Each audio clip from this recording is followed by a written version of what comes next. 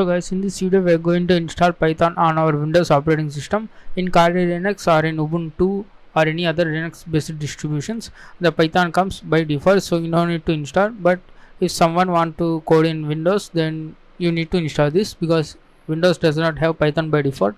And all you need to do is you type in Google the Python and you will get this website called python.org. This is the official website, and here you can download the installer and click on this download and download for Windows. And I'm not sure about this Python 3.9. Okay, let's go ahead and download this one. So if in your Linux distribution this Python does not install, then you need to type sudo apt install python 3. So my binary has been downloaded. Let's click on this and now click on run. And now you need to check this one, add part python 3.9 Tuples, so that in command prompt you can directly access this Python interpreter and run the Python programs. Click on this, and I also show you if you did not click on this one, what will happen. So install now. So if you did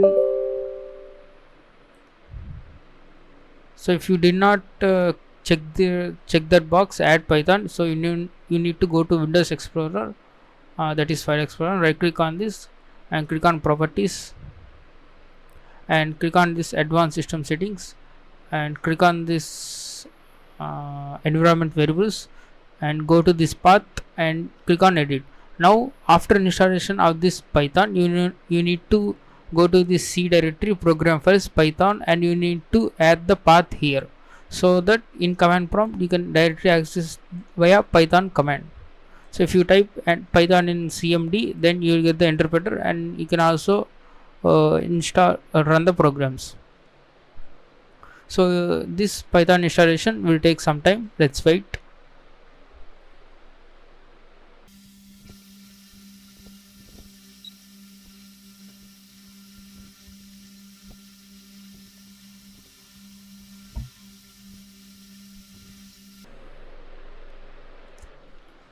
Now guys, Python was successful.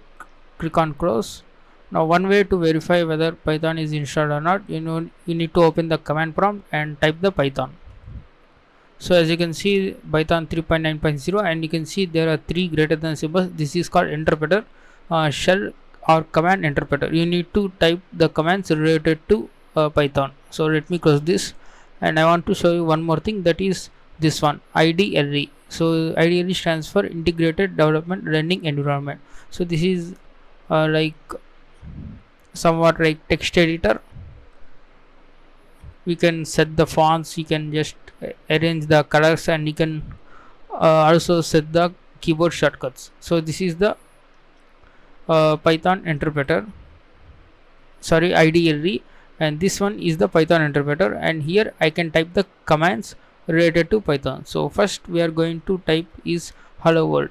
So normally if you want to learn any programming language, the first program you will do is hello world, to make sure that your environment and was correctly installed and your program is correctly running.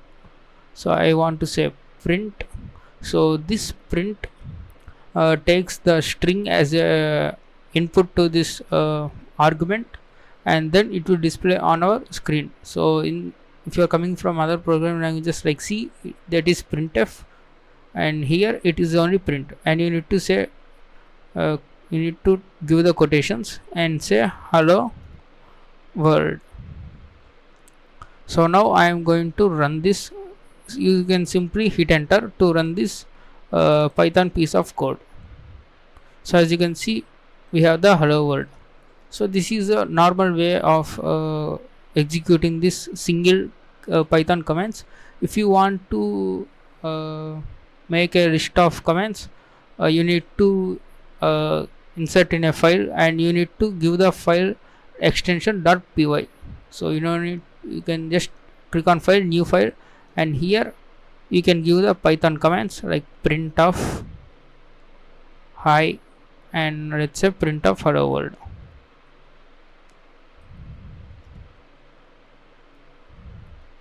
So all you need to do is first you need to save this file.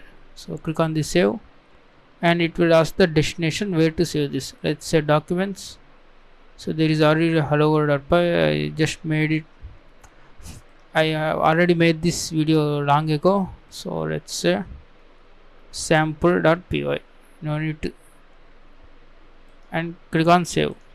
Now to run this, click on this run and click run module or press F5. So you can see the output hi and hello world. So that's all for this video. I hope you have understood. We have installed this Python and we have created the new file with the extension .py, and we have given the two commands, Python commands, and those have been executed in the interpreter. So in this video we are going to install this Visual Studio Code, and this is the text editor like Sublime Text or Atom, and we can edit our Python code and we can execute our Python scripts. In Google, type the VS Code, and the first website is code.visualstudio.com. Click on this, and there is also a IDE that is Visual Studio. That is a very big IDE, but we are just using the Python, that's why Visual Studio Code is enough. And you need to click on this download for Windows, and then download this and run as we run the Python installer. Like in the same way you run this one. I will leave this to your exercise, installing this Visual Studio Code. Now after installation you will get the screen like this, and all you want to do is you need to modify some settings. Click on the settings and go to this settings, and first one you need to type is font size. Okay, here it is. You need to increase the font size. By default you will get very small font size. Choose it about 22, and then type the mouse, and okay, now choose this option mouse wheel zoom. Just tick this one, it will be unticked by default, just tick this. So that's all for this settings. And coming to the extensions, click on this one, extensions. This is the file explorer, and this is the search command. You can search through the files, and this is the git extension. I think you don't see this because I have this this course markdown file open. This is one is the debugging. You can set the breakpoint and you can debug through the program. And this one is extensions. Now we are going to search for Python, and this one is the Python extension. So you know you need to install this one. I have already installed, that's why it's saying disable and install. So you just click on this install, and then next one is the theme. You want to set some themes so that your text editor and the code looks somewhat neat and visible to everyone. The theme I'm going to use is pre-dawn. So this one I have installed this pre-dawn theme kit, and this is just a recommendation. You can choose the whatever themes you want. And the next one is code runner. So I did not install this because we can run directly the Python commands from here. This code runner can run all these languages. See, you can see there are so many languages. You can just install this, but this is just an option, and it's like overwhelming for this Python course, sorry, Python section. So that's all for this video. You can just search for all the extensions, and there is also Visual Studio Marketplace. Where is this marketplace?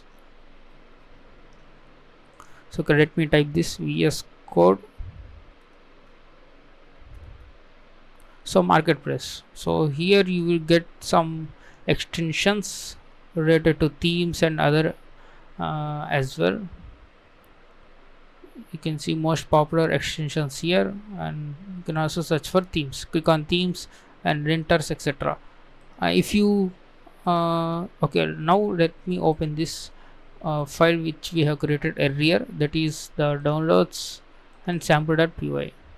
So by default it will be like this, and there will be some notifications coming on. Install this linter or pylinter, etc. You need to click yes, and it will install in the command line. So if you click on this extensions again, this pane will be closed. Now let's execute this one. You can see before here there is no green color play button. Whenever I open the Python file, there is a run button. So this is the run button. If you run this, the script will execute. So it's saying no Python interpreter is selected. You need to select a Python interpreter. Select Python interpreter, and now click on this Python 3.9. So it's saying now let's install this Python pylint. So our packages will be installed in few minutes.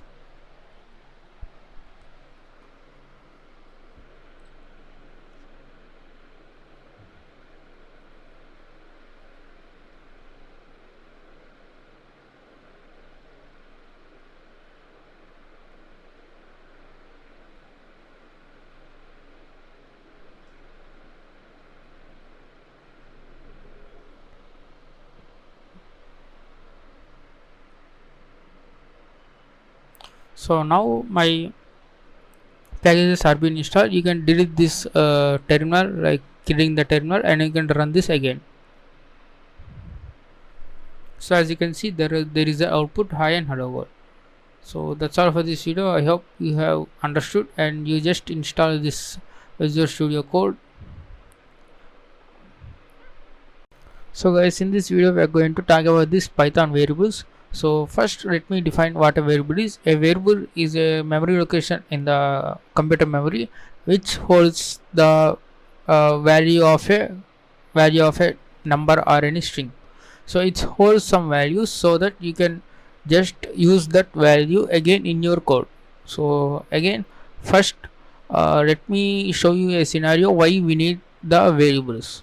So we all know 22 divided by 7, right? That is the pi. So this is the division operator, and if you type 22 by 7 and hit enter, you will get the value of this pi. So what I can do is I can just say pi is equals to 22 by 7. So now the pi is a variable and it stores the value of 22 by 7. So this is the assignment operator, and we will see the operators in the next videos. So for now we are just storing the value of 22 by 7 in the pi variable. So whenever I type pi, this value gets printed because this pi will store the value of this one. So what is the use of this variables is, whenever you want to find out the area of circle or you want to use this value again, you don't need to memorize this whole value 3.142 etc and so on. So instead you can just say pi, and if you want to calculate the area of the circle pi r square, you can just say this pi instead of typing this 3.142 or 22 by 7. And you can also define r as phi. So this is another variable, and to see what the variable type is, you can just type of r. So this phi is called integer, and this 3.14 is called float. Floating points generally involves this decimal part and the fractional part. So whenever you see some decimal part and the fractional part, it is the floating point value. And you can see the normal integer, it's a normal number, it's an integer. If you type type of r, it will tell me class integer. So in Python everything is like class and objects. There will be a classes, and these classes represent something, and these objects are derivatives of those classes. They represent the exact syntax, exact members of this class. So we will see this class and objects in the object oriented programming video, loop concepts. So no need to worry about this. Just listen, keep in the mind that there is an integer class, and this r is the object of this integer, so that this r can store integer values. And there is no rule that r can only store the integer values. You can now assign r is equal to 6.7. Now it will be assigning. So if you come from any previous language, you need to declare the int var is equals to 234 etc like that. So in other languages you need to declare the type of this variable to be stored, like int r is equals to 9.9. So you need 9. Okay, let's say 9. So int r is equals to 9. You need to define like this in the other previous languages. in Python you can just simply say r is equal to 6.7 and it will take the type when it has been assigned. Now if I type of r, now I can say crash 4. So let's say r is equals to 8. So now these are the integer and the floating point values. Now let me multiply pi into r into r. So multiplication operator is star and you will get the value pi r square. And there is another data type, that is string, and there are so many data types like list, tuples and dictionaries. We will see them in a separate videos. So let me say name. So we can assign the string name is equals to t. So whenever I hit the name, I will get the t. You can also print these variables using the print statement. So you get the print t. Alright. Now what I want to do is I want to say type of name. I want to say know the type of this name, and this is the string, because this string is nothing but sequence of characters, but here we have only one character. Now I can also say name is equals to Naga, Sai and Nikhil, and now if I hit enter, then this whole name will be stored in the name. And we will also see how to access only particular elements of the string or the list in the future videos, that is by using the slicing. So this, if I say name, it will be Naga and Nikhil. Now you can also type this type of name, it will be string. So that's all about the variables. We have covered the float, integers and the string. So these variables just hold some value so that you can use these variables, say pi, instead of this long length number. So that is the use of the variables. You can use anywhere in the code once you assign the value to them.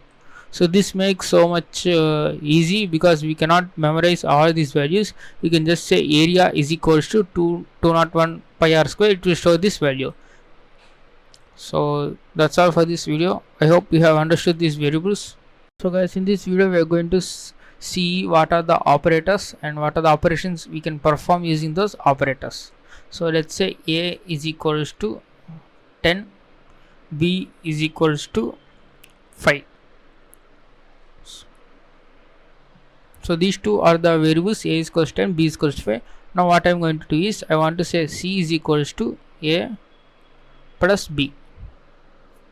So now I can run this program, but we are not outputting any content. So let me say print of c. So now let me okay, autosave is on. Now let me run this.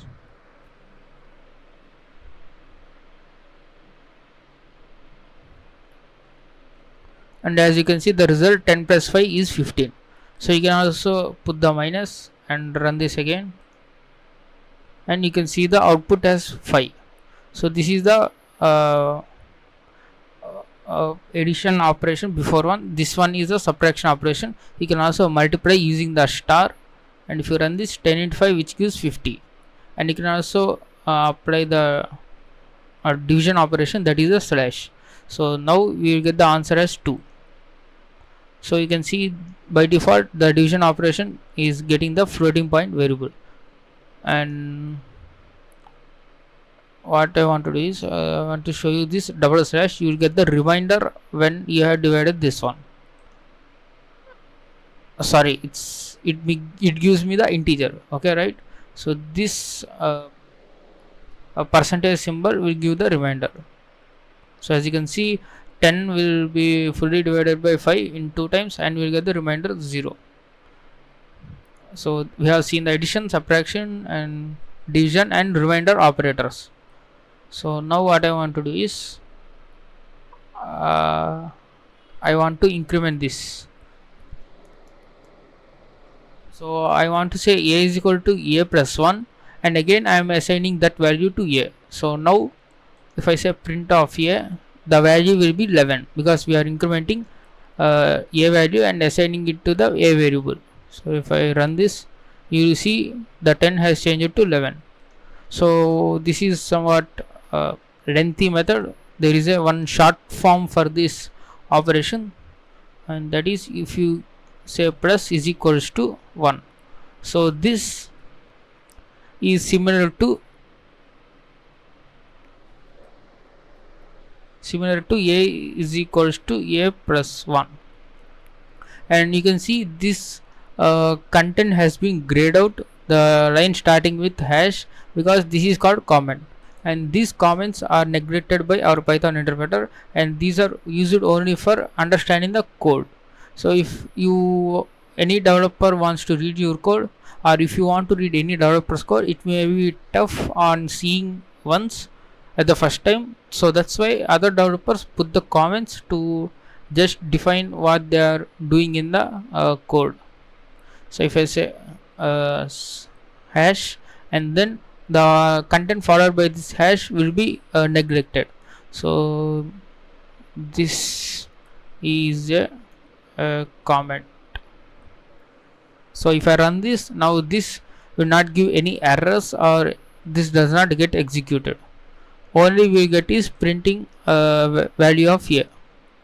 So as you can see, we have got only 11, and in the same way you can also do minus. You got the 9, and in the same way you can say a is equals to a into 1, which is the same value 10. So in that way you can assign the operators. And one more thing I forgot to tell in the variables is that is a boolean variables. So if I want to say state is equals to these boolean variables contains only two values, either true or false. So if I want to say print state,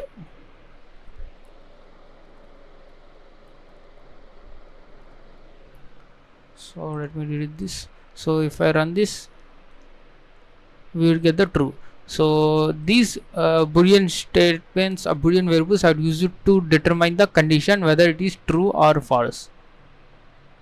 Now I am going to say a state is equals to a greater than b. So this is a greater than symbol, and you can also use the greater than, less than, greater than is equals to, less than is equals to, and not is equals to. This is the not is equals to exclamation followed by is equals to. And what I am going to do is I am going to save the result of a greater than b. So a is 10, b is 5. Of course a is greater than b, so that's why it gives the true. So if I run this again, I will get the true. So if I say a less than b, I will get the false, because 10 is not less than b, right? So we got the false. So these boolean statements are very helpful in determining the whether condition is true or not. We will see this boolean expressions more in the loops. These are very helpful in the loops. And if I say a not is equals to b, so it's true. So we have got the output as true. So I think I have covered all the operators. I have covered this mathematical operations, and also this greater than logical operators. So guys, in this video we are going to take a look on the strings. So we have already seen the strings in the variables video. Let's say s is equals to Nikhil. So now if I type of s, you will get the string type. So you can access these particular alphabets in the string using this index. So all you need to do is s of, you need to put the square brackets, and you need to define the index number, that is 0. The first one is 0. If you type s of 0, you will get the n, and this one I is the index 1, index 2, index 3, 4 and 5. So as in the computers, everything starts with 0. That's why in the it's like an array, and this will also starts with 0. So s of 0 defines n, and s of 1 defines I, so you will get the value of some exact index of this string. If you type s of 2, you will get the third element, that is k. So this is one way of indexing. You can also index from backwards. If you type s of -1, so -1 is the last element and -2 is the second from the last elements, and h is the third from the last elements. If you type s of -1, you will get the last element, that is L. And in the same way, if you type s of -2, you will get the third element, which is H. So this is how to access the particular element in an string. You can also access particular range of strings. So since I have said that n goes to 0 index, 1 index, 2, 3, 4, 5, and I can access a particular range. Say if I want to access nik, all I want to do is I want to say 0 is to, and this is to is like a range, and 0 to I want to say 0, 1, 2, 3, right? So this 3 is the index of the fourth element, that is h. This is the exclusive, this is inclusive. So 0th index is inclusive, and the third, that is the fourth element, is exclusive. That means we got the range from nik. So we got the range only from 0 to this second index. It is like 0 to 2. Remember, this right side one is exclusive. Similarly, you can get you can also if you did not specify 0, it will take the 0 as a default. You will get the same output. Now what if you want to reverse the string? So that is, you want to say is to, and then it will give the all the elements. So starting from 0 to 0. So if you did not specify anything, it will keep the 0. So that's why we got from everything. So let's say is to -1. So it takes 0 as a first index, and it will -1. It will decrement this -1, and then you will get the -1. And again at the second iteration, then the -1 gets decremented by 1. Again you will get the -2, -3, -4, -5, -6. So it's like backtracking from the back. Now if you hit enter, you will see the exact reverse string of the nickel. So as you can see, if you sound confused, it's like A is to B is to C. So what this means is A is the starting index, and B is the ending index, and C is the additional count. So if you want to skip some values, you can add the count, but in this case we have took the 0 here and the 0 here, and starting from 0 same location to the ending the same location, we will go backtracking and we will add -1. I'm sorry, so I just did not. So okay, this place, the first place will be set as 0. So this is how you reverse a string, by putting the is to -1. Since this string is an object of the type string, you have the some methods you can access to do some operations. Let's say s dot upper. This will convert the elements of the string to the uppercase letters. As you can see, the nickel has been changed to capital nickel. So you can also do lower, since our input is also smaller case, lowercase, we will get the lowercase. And you can also say s dot capitalize, so it will capture the first element of the string. This is like a camel case letters. So now you can also count any number of indexes using the count method. So you can access the objects method using this dot.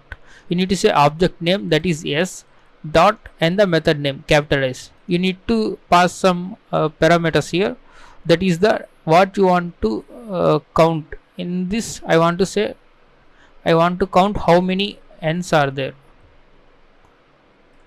and there is only one n in nickel, so that's why it has written the 1.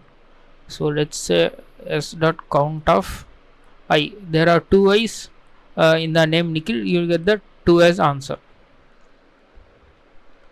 And another method we want to do is s dot index. So you need to find the index of some particular range of elements or the particular one element. Then you need to say s dot index of, you need to specify I.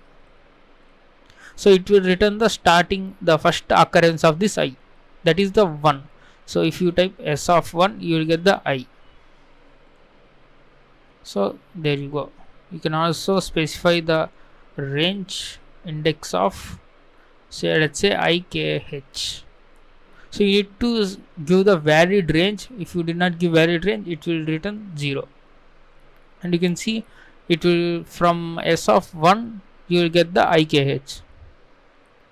So that's all for this strings video. I hope you have understood. We have sliced the index. This is called index slicing. And we have also seen some methods: lowercase, uppercase, capitalize, counter, and index. So these are the most basic methods you use in the programming. So guys, in this video we are going to discuss a topic called user input. So we have seen previous examples, a is equals to 10, but what if user wants to enter the number what he wants? So if I want to say 100, I cannot simply change the 100 every time in the script. So that will be some time consuming task, right? So what you can do is, you can say a is equals to input of. So whenever you define this input function, then the Python interpreter will ask for input, and then it will store in this a. So now let's print a. Now let's run the script. So here my Python script is waiting for my input. So it seems like it has been struck, but it's not. It's waiting for our input. Let's say 55, and if you hit enter, you will display the what you have entered. So because we are storing it in the variable a and we are printing it. So now let's go ahead and type print the type of this a. So if you hit enter and give some variable number 55, and it will say class string, but we have entered number, right? But because this input function by default, it will interpret anything as a string. So if you want to convert this into integer, you need to say int of.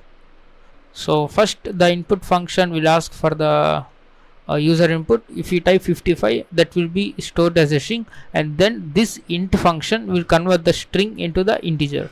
Now if you run this program, and then let's say 55, and then you will see class of int. Now you can use this as a number, and you can see this console is waiting for our input. But to me, I have understood because I have seen this input function.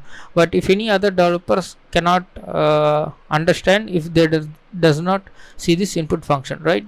So what we can do is, we can specify the text it want to print. So I want to say enter value of a. If I put semicolon, colon, that will be nice.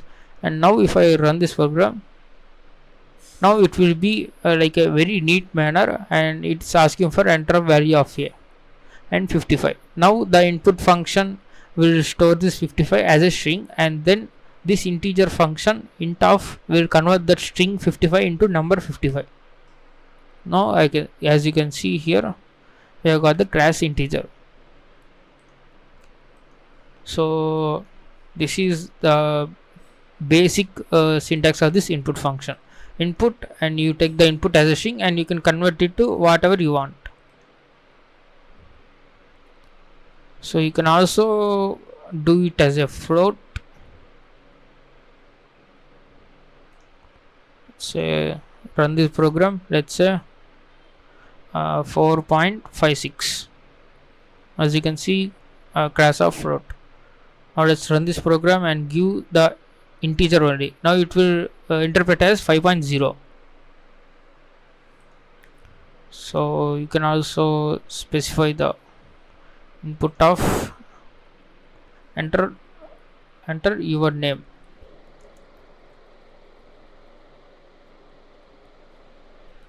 And let me, so one thing I want to show you is the print statement. You can say hi, and you can join the two strings. So this is the string joining, which I have forgot to say in the previous video. So I am going to tell it now. If you enter your name, it will store it in the a variable, and it will print hi plus your name. So let me show you. Let me say Nikhil, and it says hi Nikhil, because we are just joining this two strings. We can join the two strings. Okay, now I want to discuss this joining and multiplication of the strings. And let's go to the previous this one shell. We have still s is equals to Nikhil. What I can do is s plus, sorry, I can type my first name, that is Nagsai, and then I can just say plus s. So these two strings will get concatenated. Now if I say Nagsai Nikhil, so this how you join two strings using the plus operator. And if I say s into 2, because this is the string, it will be repeated 2 times. So if I hit enter, you can see the string got repeated.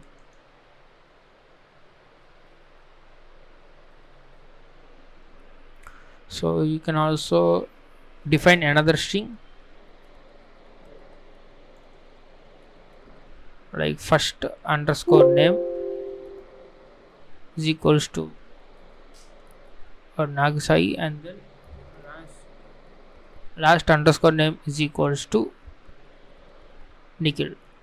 So if I want to join the first name and the last name, I can simply say first name plus last name. So I will get the Nagsai Nikhil. You can also put the space in between this first name and last name. So that's all about the string joining. Now I want to tell another method, that is, okay, I will cover that former method in another video. That will be very useful in the programming purpose, and you don't need to worry about the whether a is string or any other any other data type. So that's all about this input function. This is input is used to take the input from the user.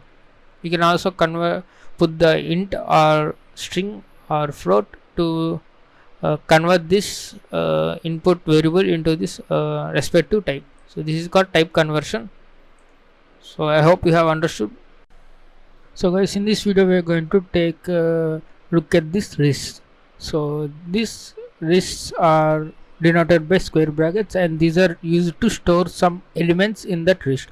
So these are used to store some elements like subject marks or groceries or some kind of things that come in one particular category, or you can also store different categories.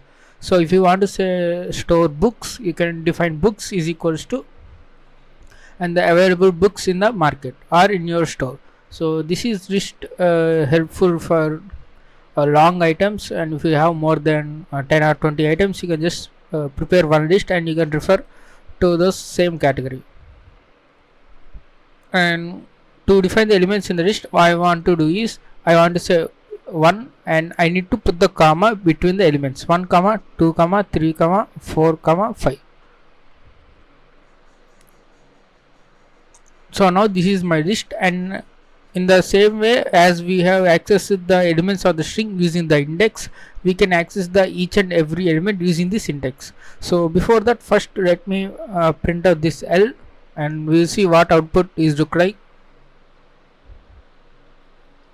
And you can see it's this exact representation of the list. Let me say type of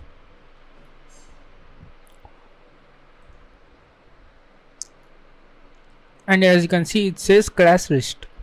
So you can also define the length of this list, which is the 5, and you can get the answer 5. So it defines number of elements in the list. As you can see, there are 5 elements. We got the answer 5.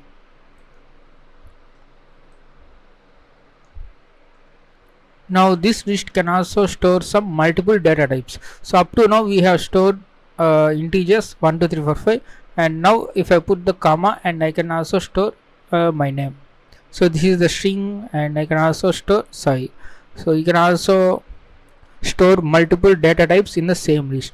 If you are coming from another programming language, this list is called array, and you can store only one data type in that array. If you declare an array of the type integer, you can only store the integer elements in that.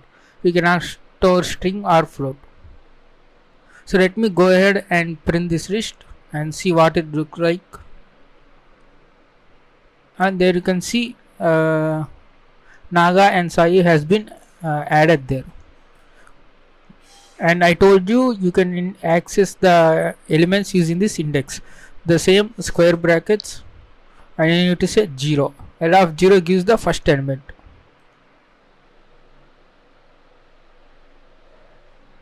And there you see you got the 1. If I say L of 2, you will get the third element, which is 3. And if I say L of minus 1, you will get the last element, which is I. And you can also reverse the list using the same method, is to minus 1, which gives from minus 1 to minus this one. If I run this, we can see the list has been reversed. You can see Sai and the 1A at the last. And there is also a method called reverse. And as you can see, I have typed RE. The Visual Studio Code has been telling me there are these methods available with starting with RE. Let me type reverse, and there is no arguments needed for this reverse. Let me enter this, run this. So we have got none. So what's this actually doing is, it's a particular method which will modify the same list. So you need to call this as a separate function, and then you need to print L. So as you can see, now the list has been reversed. So you can add some data to the list. You can append to the data at the end. Append generally appends at the end of the list. Let's say Nikhil. And now let's go ahead and print the whole list. And as you can see, Nikhil got appended at the last. Or else you can also insert at the some particular index, and you need to say I want to append at starting, and then I want to specify the element I want to insert. Now as you can see, Nikhil has been inserted at the 0th index, that is the first position, and then remaining elements have been shifted rightwards. So you can also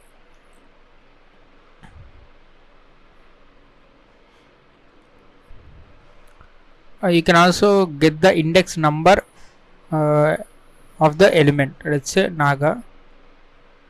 So this is the 0 1 2 3 4 5th index. So you will get the answer 5. Sorry.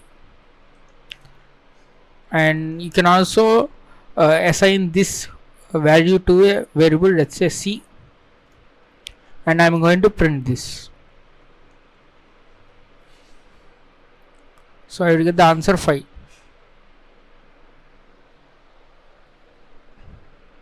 Now you can also count the elements of this list. If I have some repetitive values, I can just say L dot count of, I need to specify the value which I want to find the repetitive, how many number of times it has been repeated. So I will get 2 because there are 2 Nagas in this list. And we also see the string concatenation. Let's say this one has list 1, and let's say this list has list 2. And before that, first we will see how to copy the list. And you can say L2 is equals to L1, but if we change any modifications, if we change any elements of this list 1, it will affect the list 2, because it's just a pointing to the list 1, but it's not an actual copy. So what you want to do is, you need to say L1 dot copy. So now these L1 L2 are the different lists. Now what I can do is I can just say L1 dot append of, let's say, temp. So I am going to add some element of the list 1, but it will not reflect in the list 2. So now I am going to print those two lists to see the difference. Let's say L2. Let us run this. Now as you can see, we have added the temp to the list 1 but not list 2, because list 2 has a different copy of this whole list. So if you want to append it to list 2, you need to say L2 dot append. So you can also print like this, L1 plus L2. It will join those two lists. So as you can see, it has joined the two lists, and you can just assign these two lists to separate list. So I think that's all about the list. We have covered some basic and the most used methods of this list.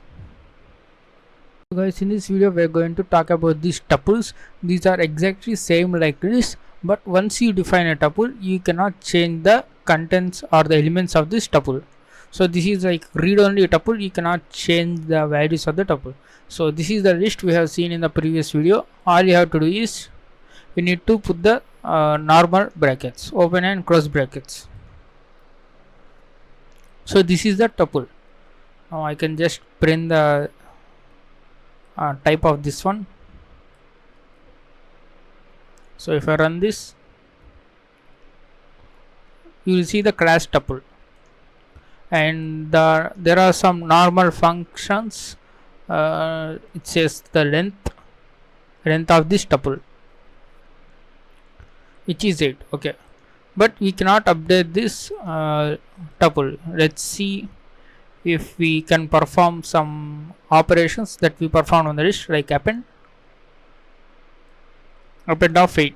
So now let me run this,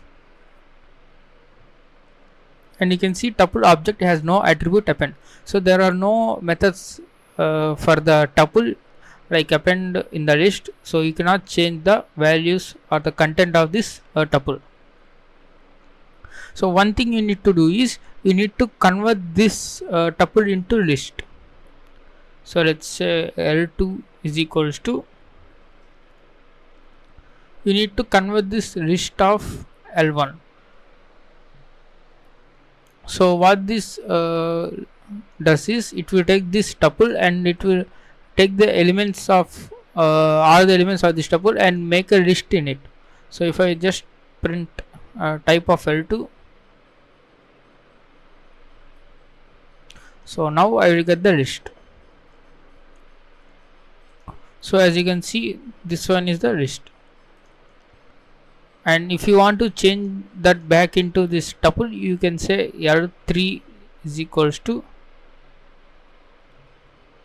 tuple of L2, and you can just print this L3. You can just see the open braces there. Now I will show you. Run this program, and as you can see, this is the tuple, because you are seeing normal open and closed brackets. So you need to convert this tuple into list, and you need to perform some operations like append or insertion, and then you need to convert the two tuple if you want. So these tuples are just like read-only content. Once you define, it should not be changed, like a email and the username. So the username may not be changed for some websites. So if your website say have the rules of not changing the username, then you can set the username and the email in the tuple, so no one can gonna change those values. So that's all for this video. This is a very short introduction about the tuple. We will not be using the tuple a lot because it's a read-only list. It's like read-only list. We cannot update the values, so that's why we will spend the most of the time on the list than tuple. So in the looping videos, we will see how to get each element and how to print each one. So that's all for this tuple video. I hope you have understood. don't worry about this tuple. We just don't use that most of the time. We use the list most of the time. So guys, in this video we are going to talk about these loops. First we will discuss how to print 1 to 100 numbers. So you're going to say print 1 and then print 2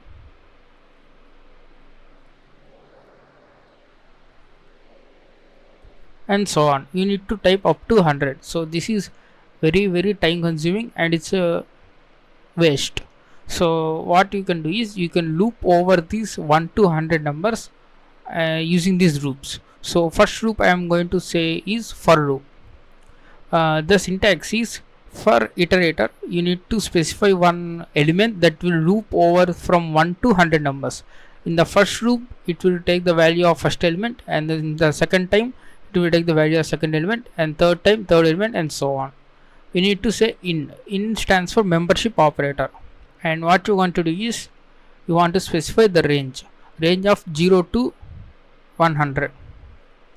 So what I'm going to do is I will create a range of numbers and I will say for I in this range. It means that you can loop over this range of numbers each time, one at a time. If you want to put the colon, and then you can see there is a indentation. So for the loops you need to follow this indentation. The general space width for the indentation is 4 spaces or 1 tab space. So you need to say print of I. So here what it's going to do is for I in range of 0 to 100, it's going to execute these many times until I ranges from 0 to 99, because this is exclusive. So I will just say 101. So it will first create the numbers from 0 to 100, and then I will loop over from first I is gonna take value of 0 and then execute this statement that is inside this for loop. So we have specified the colon and we have given the tab space. If you did not give tab space, I mean the 4 indentation, you will get an error. So this print statement comes under this for loop. So first, at the first iteration, I takes the value 0 and execute this code, which is print of I. So 0 will be printed, and in the second iteration I takes the value 1 and executes this print of I, which is 1. In the same way it will loops over 100, and at 101 it will exit. This function does not get executed. So let's run this program and see what it does.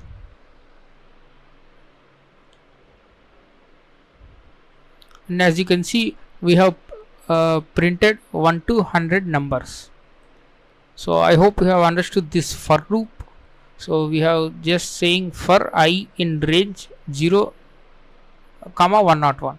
This range specifies the numbers, and each time whenever the for loop is going to execute, the I is going to be incremented. So okay, now let's say a sample list. Let's say a few numbers and few strings.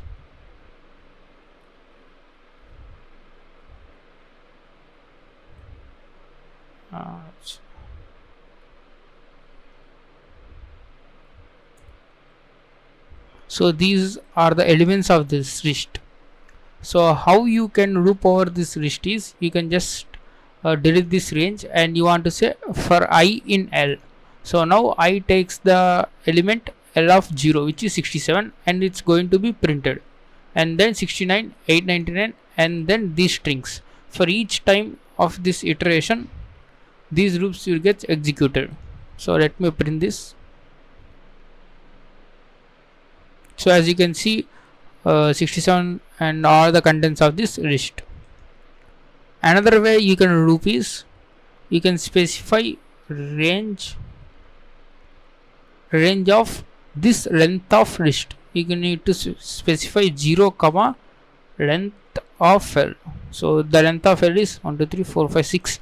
So 6 from 0 to length of 6. That means this range produces the values 0 1 2 3 4 5. So these are the 6 elements, and you can just say L of I. because I takes the value indexes, so you need to say L of I. If you did not say L of I, it will just print 0 1 2 3 4 5 numbers.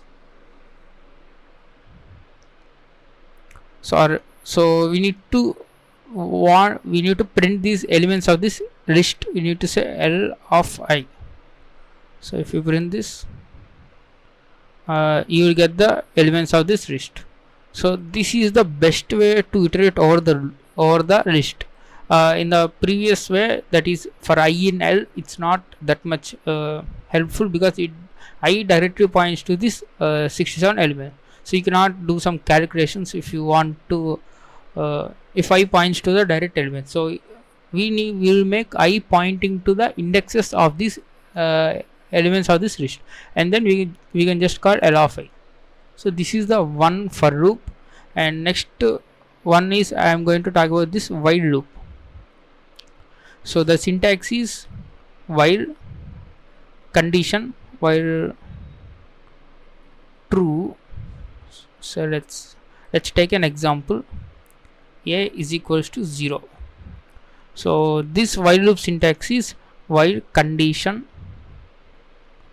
and then as you can see, if I hit enter, the indentation automatically happen and the 4 spaces has been added. So you need to give the gap 4 spaces after this while condition to include the statements under the while loop. So while condition, and this condition should be true, and while this condition is being true, execute these statements. Print of A. So this condition, let's say A less than 11. So while A being less than 11, we are going to print value of A. So let's go ahead and run this. So as you can see, there are infinite number of zeros, because the value of A is not changing here. So it has been struck.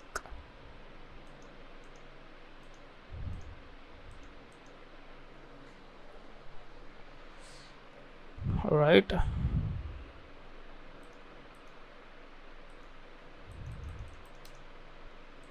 Okay, I will say in the ideally. Alright, now let's open recent sample.py. Alright, now I am going to show you here. I don't know why this. Alright, now I am going to show you here. So we are not going to change the values of A. That's why it's this condition is forever true, because 0 is less than 11. Now what I am going to do is, I want to say A plus is equals to 1. So I am now incrementing A value. So now it will print from 0 to 10. Now let me run this. So now if I run this one, you will get the output as 0 to 10.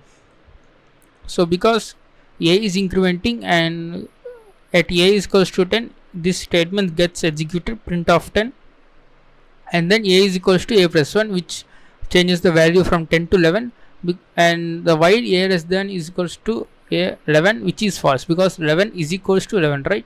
That's why this function gets exited. So this is the while loop, and I'm going to delete this, and let's say A is equals to 10, B is equals to 5.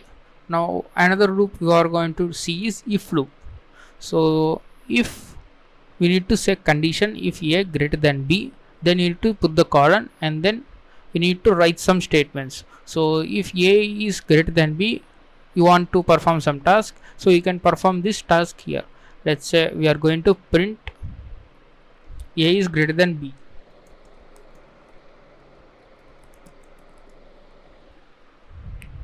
So if A greater than B, we are going to print this, and let's go ahead and run this,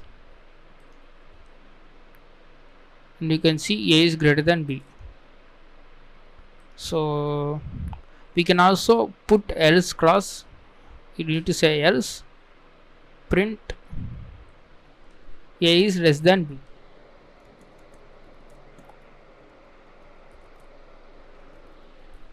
So if we go ahead and run this, let me save this one and run this one. So a is greater than b, so let me change the value of a to 3. So now it's saying a is less than b. So now the situation is, what if you have more than 2 conditions? So here we are checking only 2 conditions, whether a is greater than b or a is less than b. So you can say if a is equals to b, so this double equals to will compare the actual value of a and b. If both are equal, then only this statement gets executed. Now I want to say a is equal to b, and you can also put another elif a less than b. Let's say print.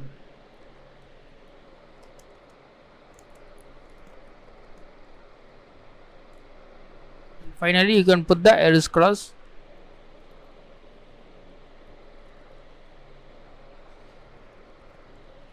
So here what we are going to do is, we are first going to check one condition, a less than b, a greater than b. If that condition is true, then it will print this, execute this print statement, a is greater than b. Else if this condition fails, then it will check this one, a is equals to b, then this statement gets executed.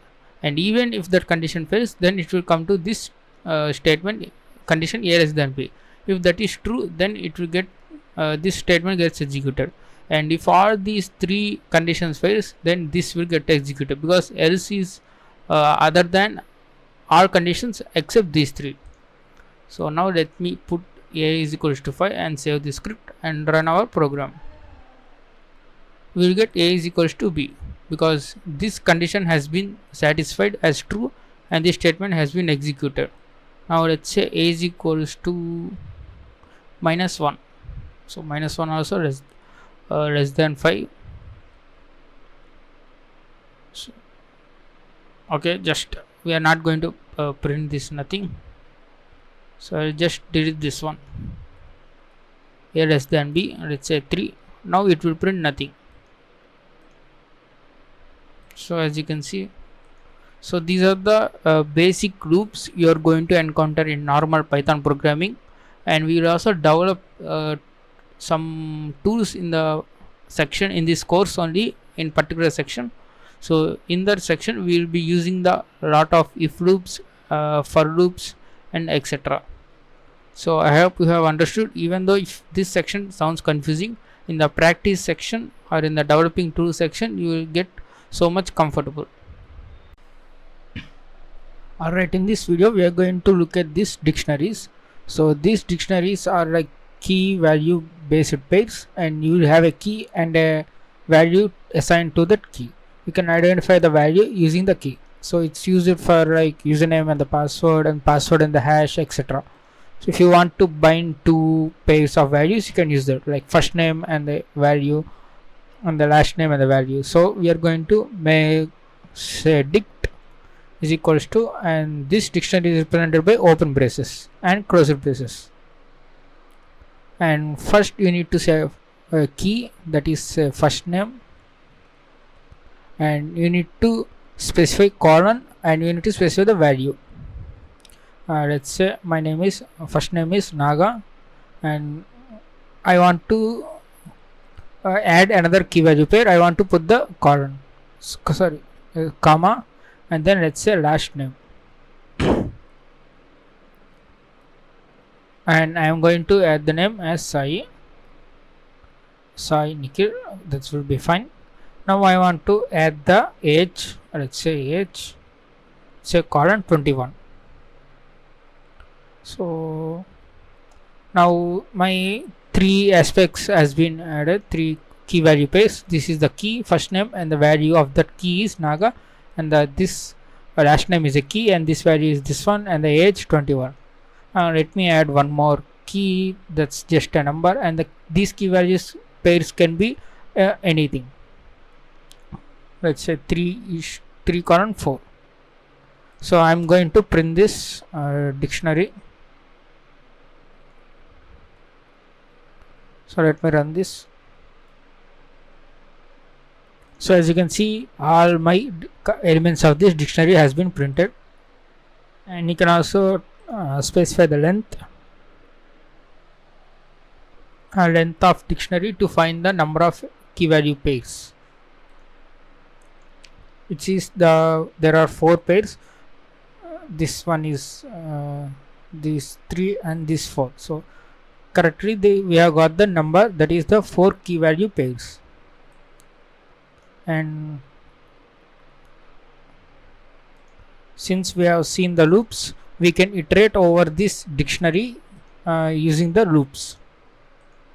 So I will first specify how to get the keys only. You can say dict.keys to get the only keys, and if you run this, you will get only the first name, last name, age and 3. So only the left hand side or the keys are being printed.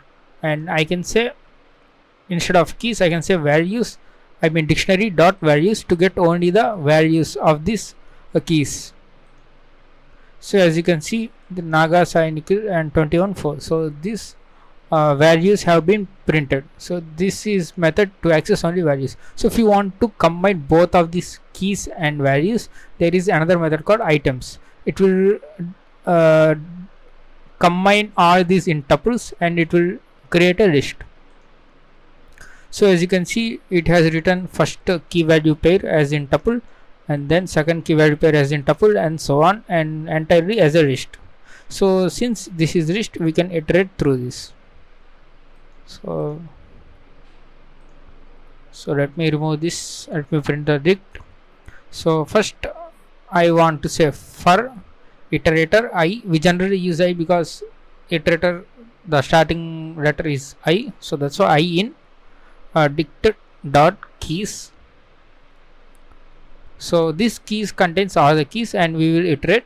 We will say print of dict of I. So to access this value, you can say dict of I. Let me show you this one. Let me set these comments. So you can access this first name using this using the key name. You can type in here dict of first name. You will get the answer. So we got the first value, and we can also say age. We can access these elements using these keys. So you can also say age dict of 3 because we have this key, and we got the 4. So you can access these values using these keys. So we will now loop through all over these keys, and we get the values. So for I in dict.keys, for every key I am going to iterate through this for loop and print this dict of I. So I will get the first Naga and Sai and Sai Nikhil 21 and 4. So let me run this, and as you can see, first we have got the values printed, Naga, Sai, Nikhil 21, 4. So and lastly we have got this print dict. So this is one way of iteration. So if you want to iterate over these items, so you need to have two values here. Let's say x comma y. So these two indicates, the x indicates all the values of the keys, and the y indicates all the values of items. So in the first iteration, x points to this first name and the y points to the Naga, and in the second iteration, the x points to last name and the y points to Sai Nikhil. So here we can just say print x plus, I can give some space, plus y. So we already know that we can concatenate the strings. So let me run this, and we have got the first name Naga and last name Sai. But when it's come to age, it did not print age because there is an error, because this 21 is an integer and we cannot append to the string. So that's an error, right? Now what we are going to do is we can convert this into string. string str of x. We can specify str of y to make it into the string. Now we can concatenate these values. Now let me run this. Now we will get the all values: first name Naga, last name Sainikil, and age 21, 3, 4. And we also printed the dictionary, entire dictionary at the last. So this is how you iterate over the dictionary. This is very easy way, dict.items, because you can clearly have access to the key and the value separately. And one more thing I want to show is that is you can specify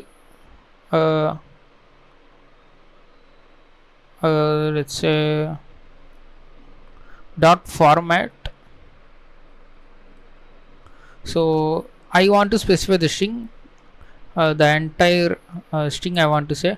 Let's say key is, and I need to specify open brace and closed brace, and I want to say value is open brace and closed brace. Now I want to print this, but instead of these open braces, I will print the x comma y.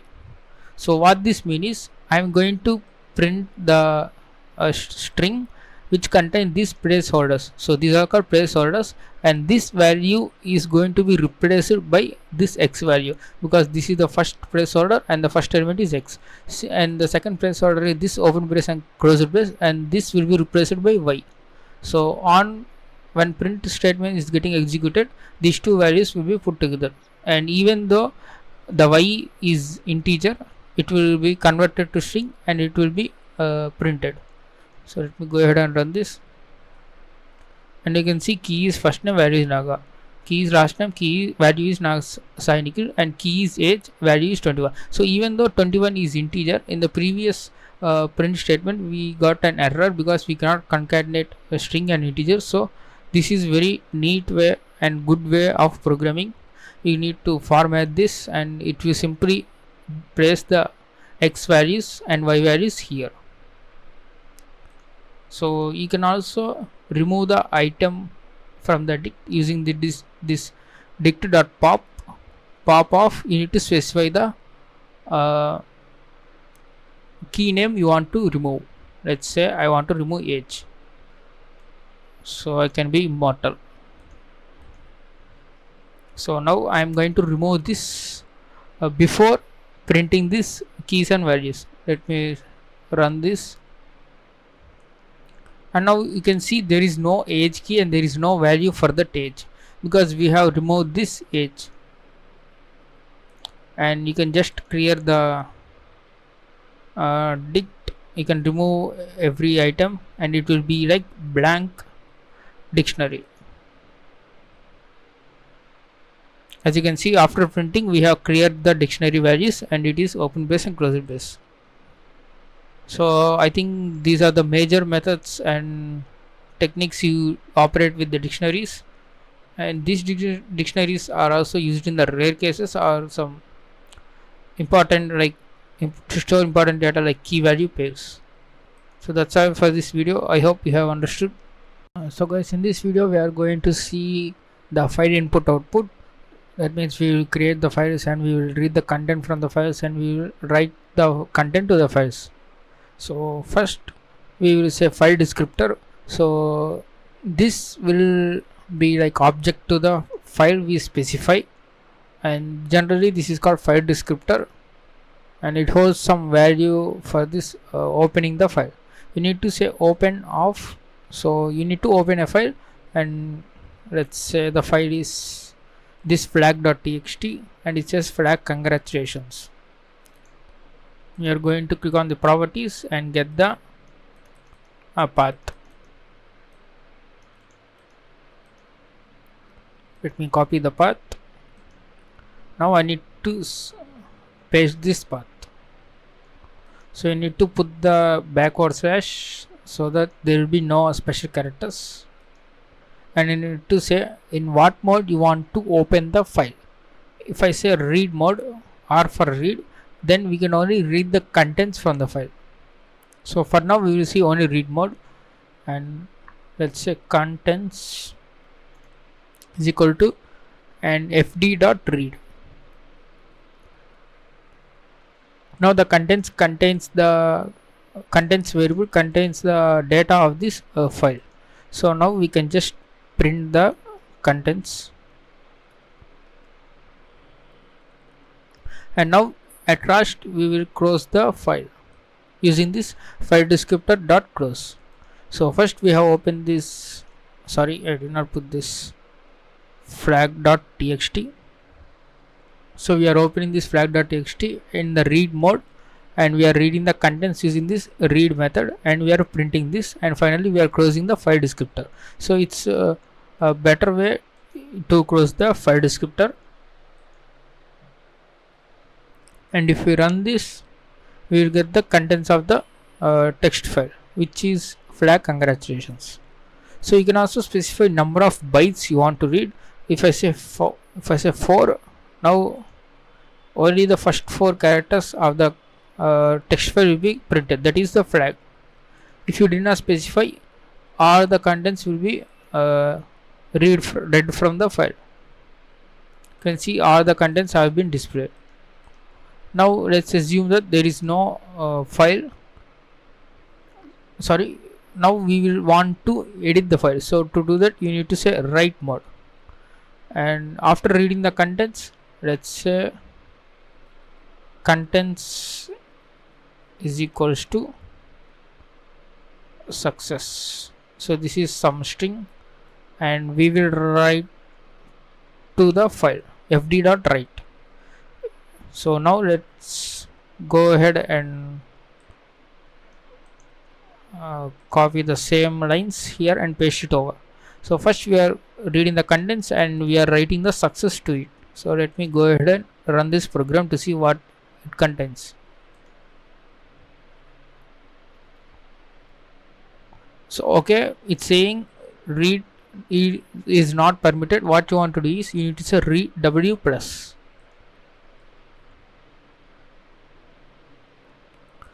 Alright, sorry, we need to specify what we want to write. Just run this file.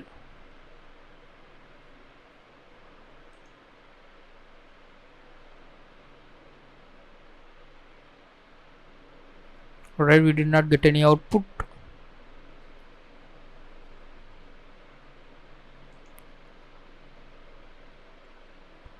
So one way to find out is we need to print the ft.tell. This will place the cursor. This will tell the location of our cursor in this text file. So it is at the 0 cursor, and okay, first we do not have the contents, right? Why do we not have contents? Okay, so we have got the success in the text file, but I don't know why it's not showing in the interpreter output. So as you can see, the contents have been changed, but I don't know why it's not showing in this. So okay, let's just move on. So we are reading and we are printing the contents of this file. Let's say read mode, and now let's print the contents.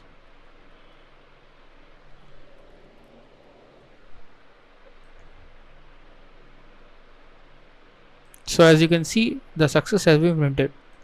So you can also you can also specify this binary mode if you are dealing with the binary files, or you want to you are dealing with the binary data. Suppose you want to write some in hexadecimal format, or if the data is in encoding, then you need to specify read binary mode, or you can say w binary mode. So for now, let's say w press to write mode.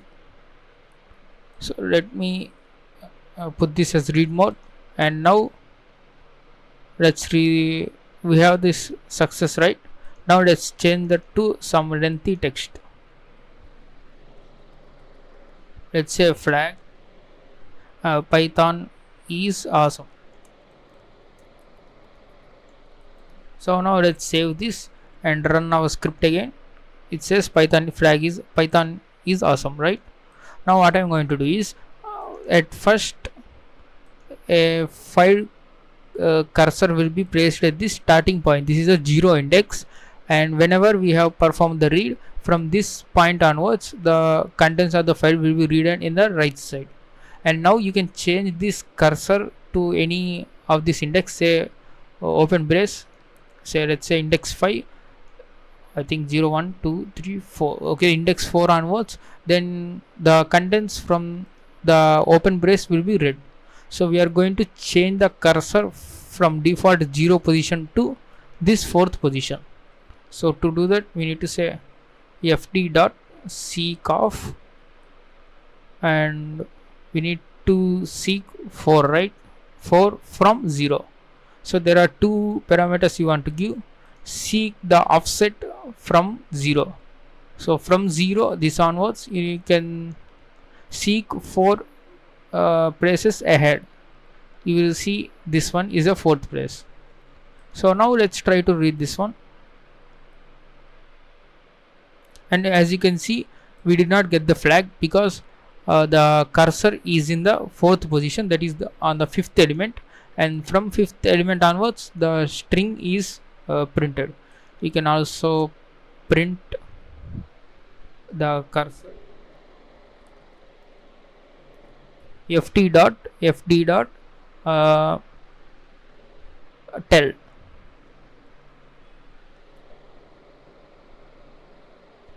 and now I am going to copy this line and just paste it in here to see the difference between them.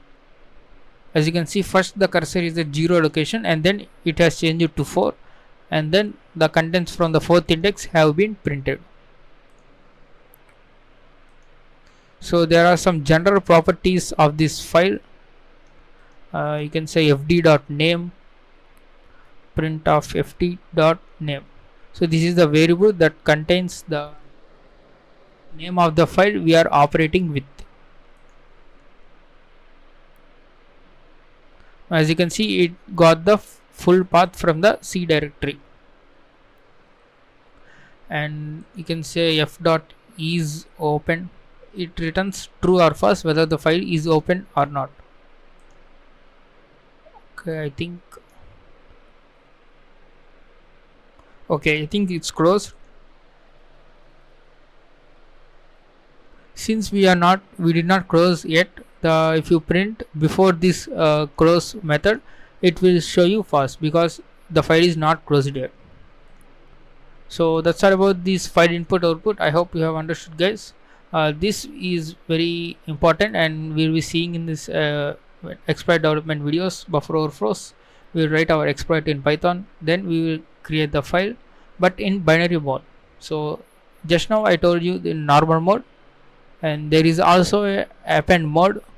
In append mode, the difference is the cursor will be placed at the end of the file. You can change the cursor location to 0 with the seek method, but we will just use the read and write for main purposes. You can also check the append method as well. It's just places the cursor at the end, and if you want to write something, it will be just appended at the last, and that's the only difference between write and append. So that's all for this video. I hope you have understood. Video we are going to see what are the Python functions. So let me tell you an example. Suppose you have 100 lines of code to calculate the area of something, and you want to repeat it for 5 times. So you cannot copy paste those 100 lines of code 5 times to calculate some value. So what you're going to do is, you are going to write a function. It will do the calculations for you, and it will return some result to you.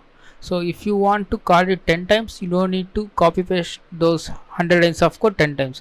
You can just simply call this function 10 times and you will get the 10 values. So this is very simple. So let's get started. So now let's say function, we need to define the function. So you need to use the def. So define the function name. Let's say calculate underscore area. So this is my function name I want to give. So I want to put the open brackets, and I need to pass some arguments. So generally what will be the arguments are to the area of a rectangle, length into breadth, right? So I can say float L and float B. So I can say like this, and I can say colon, and then the indentation goes on, and you need to write some code that will calculate the length into breadth. So let's say area is equals to L into B. So this is the sample code I am going to tell you, because there are so many advanced calculations you can do, but this is just for practical example. So I can use this function and I can pass some values of the length and breadth to calculate this area. So now I am going to say C is equals to calculate area of, I want to say length into breadth, 5 comma 7. Well, that's obvious, 7 comma 5, right? Now this code will execute it, and this area will be in this function only. So this area is called local variable to this calculate area. If you access this area outside of this function, it gives you an error, because this is the local variable and it will be only defined only into this function. So to access this one, you need to return the value. You can say return area. So what this means is, whenever you are doing the calculate area of 7 comma 5, and this function will be called, and the L value contains 7 and B value contains 5, and area will be calculated and it will return. So the return value will be stored in this C. So you can think like this is a C is equals to area which represents this variable, the variable's value. And let me comment out this one, and let me run the program.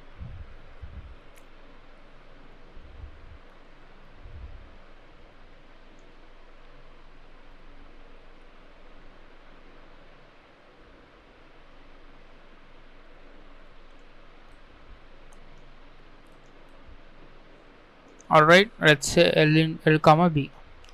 I'm sorry, I just defined like other programming languages. Sorry, you don't need to define float or any integer. You can just say L comma B, and the values will be automatically stored dynamically as the integer or the string or whatever you pass.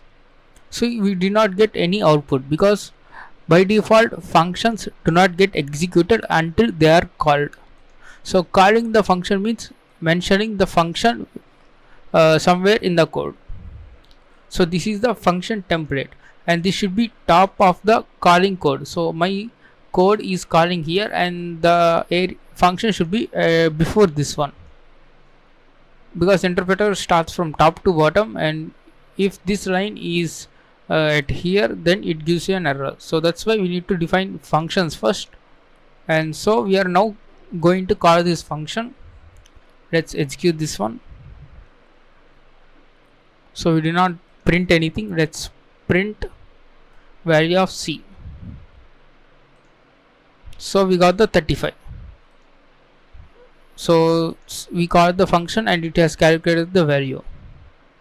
Suppose if you want to define some function and you do not want to assign any value, or you want to leave that for the future purposes, then what you can do is, let's say temp function, and then you can say pass.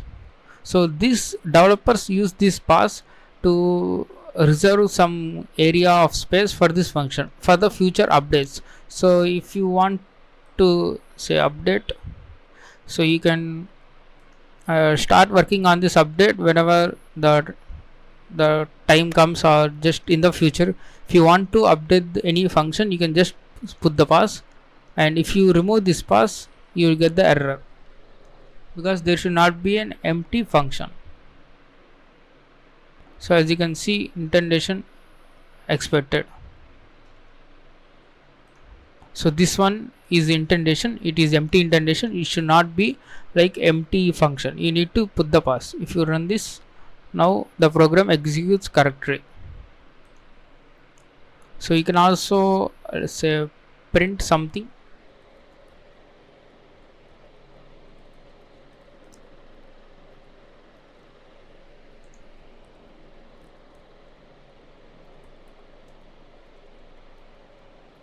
So now I am going to call this function. Since this function is not returning any values, I just no need to store anything. I can just simply call this function. Let me run this, and you can see the output has been blah blah blah. It has been printed from this function. So that's all the basic concepts about the function. We are going to view only the basic concepts. There are also some intermediate concepts like variable length arguments, but it's very more for this course, and just normal functions are fine for us. So guys, alright, now we are going to learn about this object oriented programming. Even though if you do not practice this object oriented programming, you need to know how it works, because many exploits will contain some object oriented programming code. So in that way you need to understand that what are the functions in it, how to change some parameters and etc., and how to change the variables also. So these classes are like blueprint of some data, or like template of any members and the functions combined. Suppose if I have a college, and college contains some metadata like a number of buildings and number of benches and number of computers, number of fans, etc. So that is like a metadata or the blueprint of that class. So objects are like instances of that class. So a student is a object of the class, right? A class contains so many members, and the class contains some properties like number of students and number of working days, etc. So for that class there are some objects. In here we use the students as an object, and this student contains some information like his first name, last name, and his attendance and his mark list, etc. So now let's go ahead and define a class, that is the student class. The class defines the properties that a student should have. To do that, you need to say class, let's say student, and what you want to do is want to say semicolon, sorry, colon. Now what you want to do is let's say for let's say pass now. So just I am not going to add any code here. Now what I want to do is I want to say s1 for student 1, let's say stu1 is equals to student, and now I want to say this open brackets. Now we can create the properties for the student one like this: stu1 dot first name is equals to, let's say, Nagar. Now we can say stu1 dot last name.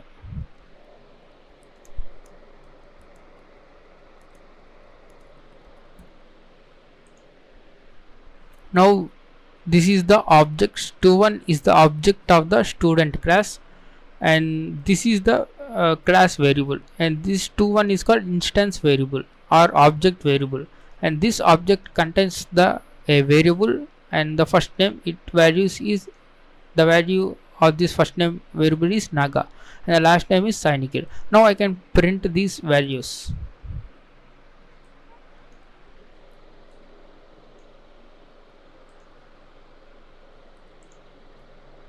So let me go ahead and run this code. Now you will get the output as Sainikil, because that is the last name.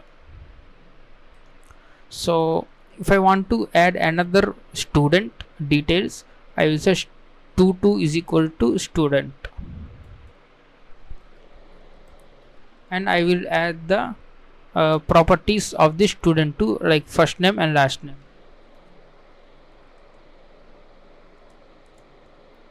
let's say Acer,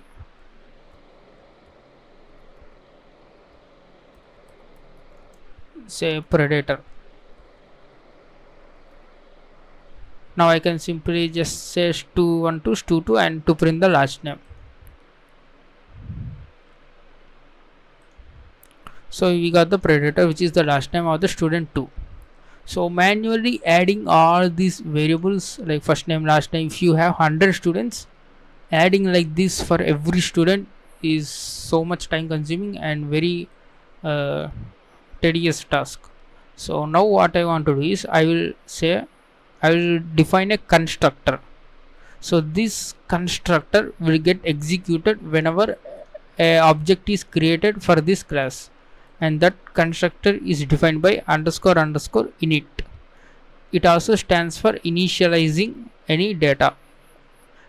Whenever I call this stu1 is equal to student, and this method will automatically gets executed.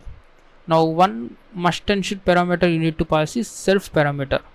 This self parameter or argument defines the owns object. So if I call stu1 is equals to student, then this function will execute under the student1 properties. So you will get understand within few minutes. Now I put colon and say I can also pass the first name and last name here. Let's say first comma last, and I can say self dot first name. See, we need to put the self before this class object variables, because stu1's first name is this one, right? I will just say first, and also self dot last name is equals to last. So now we want to pass this first name and last name in the student.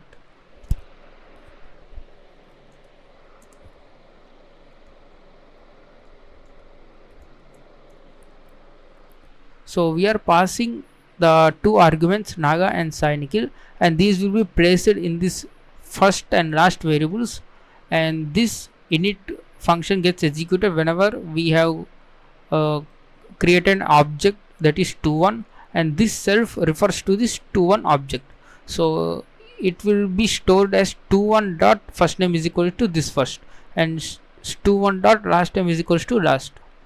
So let me create this student 2, then you will get some more clarity. So the student 2 details contains Lenovo and Legion, and this whenever this object is being created at this line, then this function gets executed, and Lenovo goes to this first variable and Legion goes to this last variable, and then we are assigning stu2 dot first name. We are referring the self objects, because this object is being created, this object will be placed here. Just think like that. stu2 dot first name is equals to first, and stu2 dot last name is equals to last. Now what I want to print is let's say normally stu1 dot first name,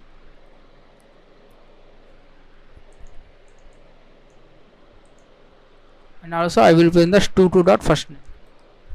So now let's run this, and you can see the first name Naga and Lenovo have been printed. So this is very efficient way of assigning values. So directly you can just adding in one line. It is very time saving and also space saving task. If you have 100 students, it will take only the 100 lines rather than adding all these variables. So now you can also define some functions. So let's also add pay,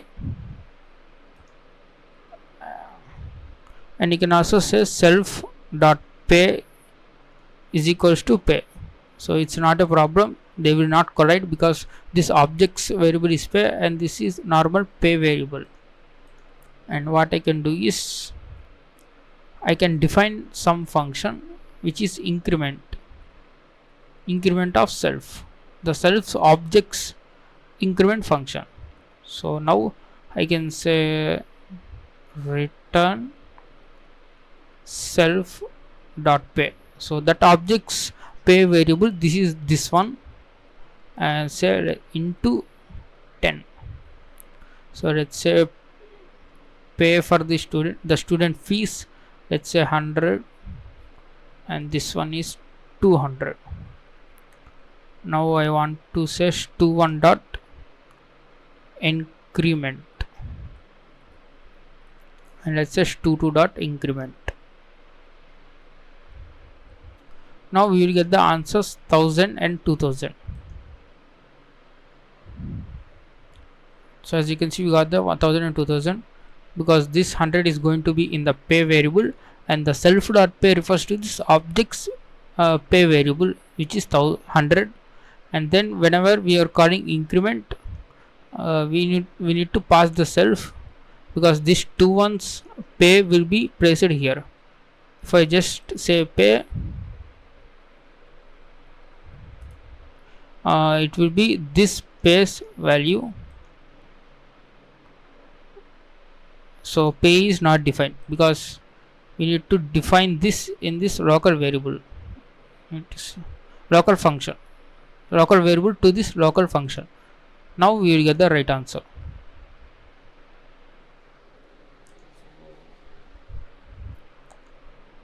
That's all for this video, guys.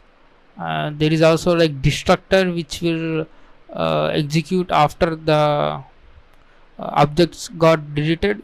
So that's all, just more than enough for this Python course, and we'll be developing some tools or writing our own tools in the next section. I mean, like, okay, in future section. So in that, this up to this videos are enough for making tools, and also if you see any other tool in the GitHub, you can easily understand by this, because you have learned this object oriented programming. Just even though these are the basics, you will definitely understand the code when you see that. So by understanding the code, you can just simply change the contents or the manual exploit. It will be very helpful in the manual exploitation. When you have the Python exploits, then you can just simply change, and you will get much more understanding about this manual exploitation. So guys, in this video we are going to see about this pip Python package installer, and let's say pip pip, and you will get some of these options. And this pip is like a package installer, like you have seen from the Ubuntu's app, but this pip is only for Python modules. So you can import some modules into the Python which we have defined already, predefined methods and the functions, and that you can install those modules using this pip. You can see pip installed. You can install packages, download packages, uninstall, list, show, and there are so many options as well. You can also search the packages. And what I'm going to do is, let me clear the screen, and then let's say pip list. So this will list all the packages that are installed on my computer, and also those supports Python 1. You can see this Pylint. This has been installed from the my Visual Studio Code. If you have seen the Visual Studio setup video, so whenever I am operating this Python, then it asks me the Pylint is missing, whether to install or not. We have clicked install, then this Pylint has been installed. Now let's go ahead and try to install a Python module that is called request, and bs4 is the beautiful soup. Okay, let's try only for request, and let's see how it installs. So it's downloading the package, and then it's going to download additional packages that are required by the request.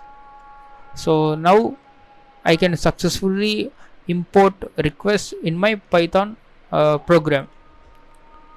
So you can also uninstall that using this uninstall requests, but I'm not going to do that because we need requests. Let's say bs4. Now this beautiful soup is like it parses the HTML into a neat format. So we have seen the pip installation, and we can also uninstall this using the pip. So this is the basics about this pip. Generally we use pip only for installing the packages, and you can also upgrade to the latest pip using this command. They have shown you this python -m pip install -upgrade pip. So this will upgrade the pip. So that's all about this video. The main thing is pip install module name. Alright, now let's run network programming with Python sockets. In this we will learn about this sockets introduction, and we will also build some small tools related to this network pentesting with Python. So let's get started.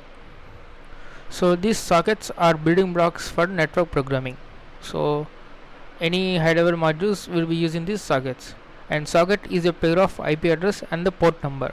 So IP address is a unique address that defines a computer that identifies a computer in this network, in any network, and the port number is a logical port on which the service runs on. So this combination can be treated as a socket, and these work on the transport layer of this OSI model. So these sockets establish the connection to this IP address and the port, and defines this how this transport can be taken, either TCP or UDP. And we can communicate with the network applications using sockets. This is the main important thing with sockets. We can communicate with remote network applications using the circuits, even with local network applications. So many networking modules were built based on the sockets. So there are so many modules, nmaps, CAPI, and these are built on sockets. So this is a fundamental networking module for socket network programming. Even some web modules use the sockets in their backend. Obviously they need to communicate with other networking applications, so they need the sockets. So this sockets is very important, and it must be learned even by the normal Python programmer also. It will be very helpful. So let's learn about this some of the functions we need to use for the Python sockets. So the concept is same, but the syntax will be very easier in Python. So this is the server functions, and these are the client functions. So before starting the server, we need to call this socket function. We need to create the socket. For that we use the socket function, and then we need to bind that socket to particular port number, particular IP address and the port number. You can also bind it to localhost or any other interfaces. So after binding, you need to go on listening for incoming connections. So at this stage the server will start up and listening for incoming connections. So whenever on the client side we create the socket in the same manner of this server socket, but instead of binding and listening we will say connect. And whenever we say the connect to this server, we connect using this IP address and the port number. That is, we use it here because the server is binded and listening on this IP address and the port number specified, and then we use the connect function to connect to this server side. And then whenever there is an incoming function from the client, then the server calls this accept function. So up to here the TCP three-way handshake was completed. As you guys know, the TCP three-way handshake, SYN plus ACK and ACK. So up to now the three-way handshake has been completed. Now from here onwards we can start sending messages from to and fro. So this model has saying that first client sends the message, then server receives this, and then it will send the message to the client and vice versa. So then client can call this close function to close this connection, and afterwards server socket can also close the connection. So this is the basic idea of this server and a client using this socket. We can communicate using this socket functions. So first we need to run the server, because without the server client cannot connect to this server. So let's go ahead and program these functions and see how this looks like. So I am using this Visual Studio Code, and I have created two files, server.py and client.py. So first we need to import this socket. and socket module is built in the Python installation. If you have installed this Python, and no need to worry about that. So import socket.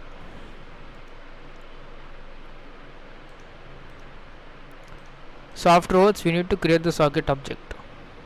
Let's say s is equals to socket dot socket of. Inside this socket module there is a socket function. So to that function we need to pass two parameters. Those two parameters define what type of socket we are going to create, either TCP or UDP. And first argument is we need to say the IP version 4 or version 6.1. So you need to say socket dot AF underscore INET. So AF underscore INET stands for address family internet, and it represents the family of IP version 4 addresses. It means that we are binding towards, we are going to create a socket that is going to reason on the IP version 4 address. And second argument you want to pass is socket dot sock stream. You can see this is the sock dgram. Dgram is for datagram packets, that is for UDP, and you can also create the raw sockets as well. But for now we are going to create this sock underscore stream. This is the streaming socket, and that is the TCP socket, because there is a connection establishment. So that's why we are going to create this IP version 4 and the TCP socket. So now we want to say s dot bind, and we need to pass the IP address and the port number as a tuple. So put the brackets and say 127.0.0.1 comma, specify this port number. Let's say 1234 as a port. So now my socket has been created, and successfully we are going to bind on this port number. Alright, now what we're going to say is we need to say s dot reason. Reason of, we need to pass the number. So this number specifies that how many connections you want to reason. Suppose if I say 5 here, s dot reason of 5, then the server reason for 5 connections. After getting 5 successful connections, then it will stop reasoning. We cannot connect more than 5 connections to this server. Alright, now we need to say s dot accept. So we are accepting this connection. So whenever there is an accept, it will return the two values, that is the client descriptor comma address. So this is called socket descriptor. Even this s is also called socket descriptor. If you have worked with files, you say that the file descriptor is opening the file. So in the same way, this is a socket descriptor, and we can perform the operations with this socket descriptor. And this s dot accept function returns two values. One is the client, the incoming connections object, and then the address. And you can just print out this address. So up to this is the first part, and we will code further, but for now let's go to this client and let's say import socket, and we need to create this socket in the same way as we created before. Socket dot socket of. Inside this socket class socket module there is a socket function. So we are going to create the same IP version 4 and the TCP socket.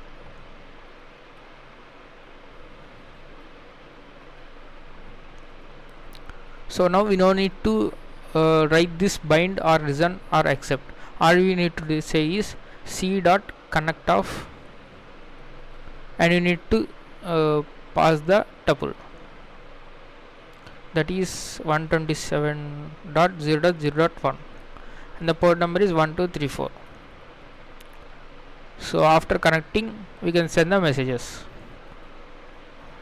So c dot send, there is a send method, and we can say send of hi, and we need to encode this. So in Python 3 you cannot send the strings as a string, you need to encode this, and this encoding will convert into the bytes.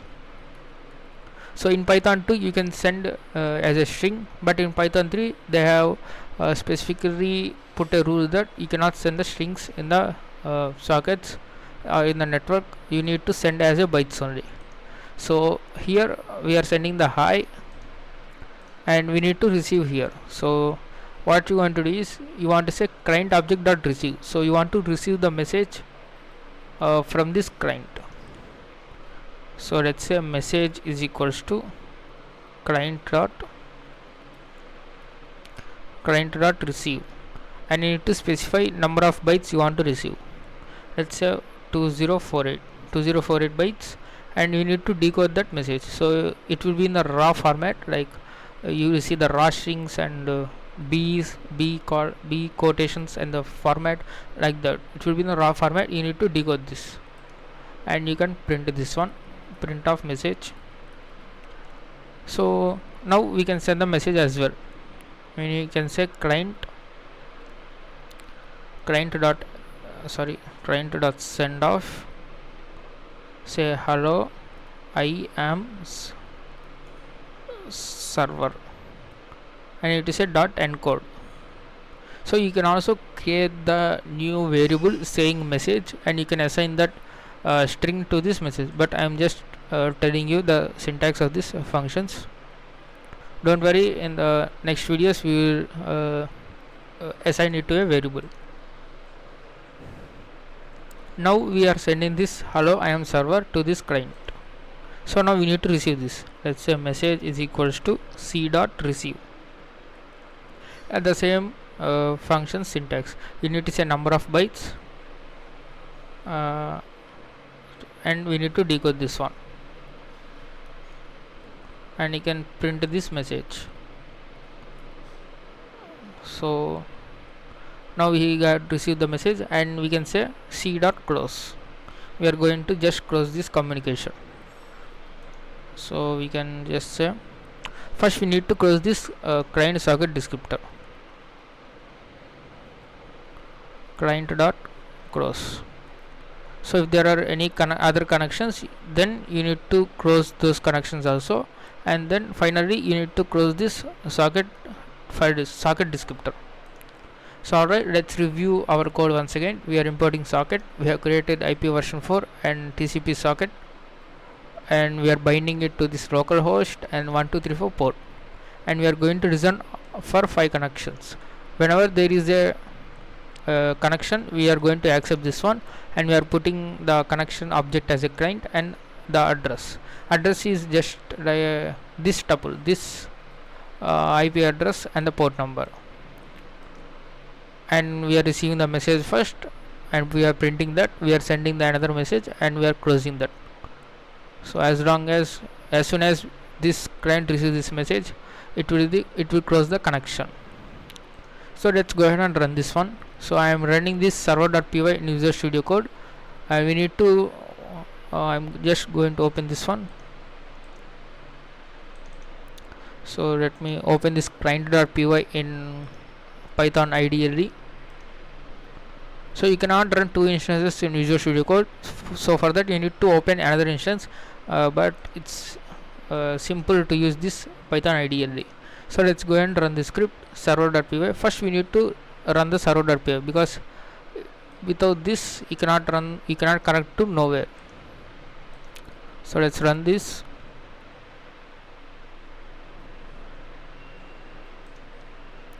And now it's saying nothing, because it's going on listening for 5 connections. Let's go ahead and run the script. As you can see, now we have got the message hello I am server, and the connection has been closed. So this is from the client side, right? Because we are printing only the receive message. So now let's go ahead and see what happened on the server side. So we have printed this address. So this is how address look like. So 127.0.0.1, that is localhost, because this module I have been running on my computer only. Then the port number, so 53579. So this port is selected by the Windows kernel itself. So it will choose some random port, random free port, and then it will use to connect to this server.py. So that is the address, the tuple of IP address and the port number. And then we are receiving the message from the client, which is hi, and we are printing here. So we got the output hi, and then we are sending hello I am server and we received it on this client side, and then we have closed the connection. So that's all about this basic communication establishment between the client and server using the Python sockets. So guys, in this video we're going to talk about this debugging the program.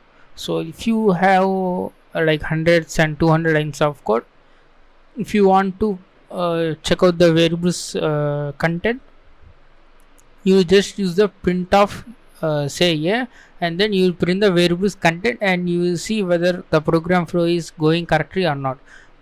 That's a basic way of determining any errors.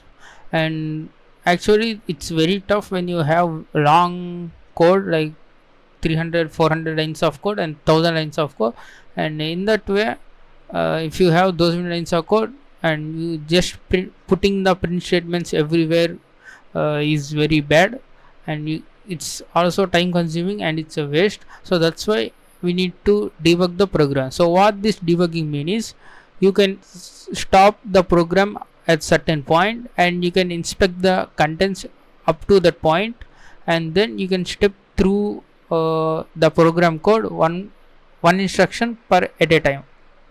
So now we are going to do this. Now click on this. Here there is a play symbol and it has a insect symbol, that is the bug, and this is the debugger.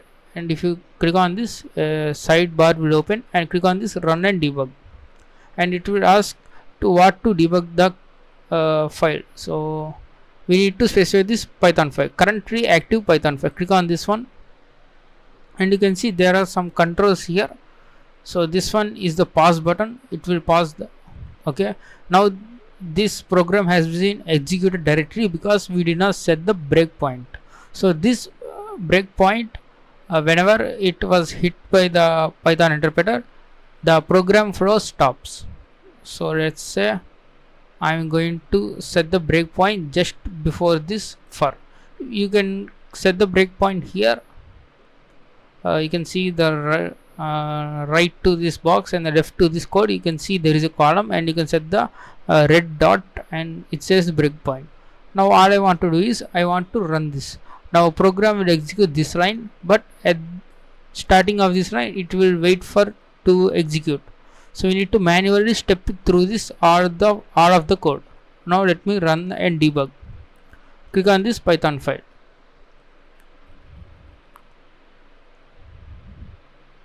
Now as you can see, there is a yellow color line indicating that the next instruction is going to be this one. And if you expand here, we got the local variables, that is L. L is a list and it is a variable containing the values of this contains a value of this values. So you can see L contains all these function variables, and you can see 0 index 67 and all of those variables. Now what we want to do is, I want to step through this program. I want to execute for loop only once. So these are the controls I can control the program. So if you click on this continue, the program continues till the end, and if there is any breakpoint in middle, it will stop there. And this one is a step over. If you don't want to execute this one, you can step over this. If there is a function here, and you can step over that function, you need not go into this function. So if you want to step into, it will step exactly one instruction and step out. If you are dealing inside the 1000 lines of code of a function, then if you want to step out of that function, you can step out. This is the restart and this is the stop. Now I am going to click this step into. Now this instruction gets executed. Now if you can see, I value is 0, and next instruction I am going to execute is print. Its interpreter is going to execute. Now if I click on this step into, print of L of I, L of 0, that is 67. Now 67 will get printed. As you can see the output, the 67. You can also see the call stack here. And now we are going to execute this again for loop, because it will execute until the length of this list. Now I am going to execute this print. Step into, step again. So you can see the second value has been printed. Now in that same way you can print all the elements. Step into, then step 2 times to print one element, and now this condition is going to be checked. I value is 5 and the length of this list is 6, and this is exclusive, it will check with 5. So now it will get out of this for loop. Now as you can see, this instruction pointer is pointing to a is equals to 2. Now if you go step into this, you can see a new variable has been added, a is equals to 2, and if you step through this again, b is equals to 5. Now the if condition is going to be checked, a is equals to 2, b is equals to 5. If a greater than b, so a is not greater than b, that's why it will pass to the next condition. If I step into this, you can see this statement is not executed because a is not less than 5. Again a is checked whether a is equals to b, is a and b are both equal. If I step into this, now it will get out of this else block, because these two conditions fail, and of course else will execute every condition other than this one, and I will get the print nothing. Now as you can see, our program debugger has been closed. So that's all about this debugging video. I hope you have understood. So don't worry, I will include this Windows expert development and also assembly language, then you will get much more idea of debugging. But this is generally the high level debugging. You just put the breakpoint over here and then you step into this program. Now I want to show you this. I will also set a breakpoint at if, before if. Now I am going to run and debug current Python file. So now I am going to step into this one. I am getting 3 values. So now if I want to leave out of this for loop, I can just simply say continue, and continue will go on continuing all over the code, and if there are any breakpoints it will stop there. Now let's click on this continue.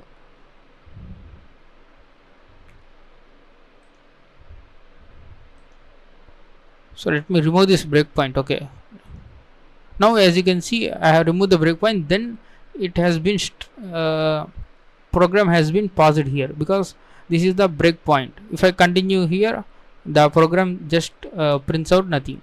That means it prints nothing, just continuing the program.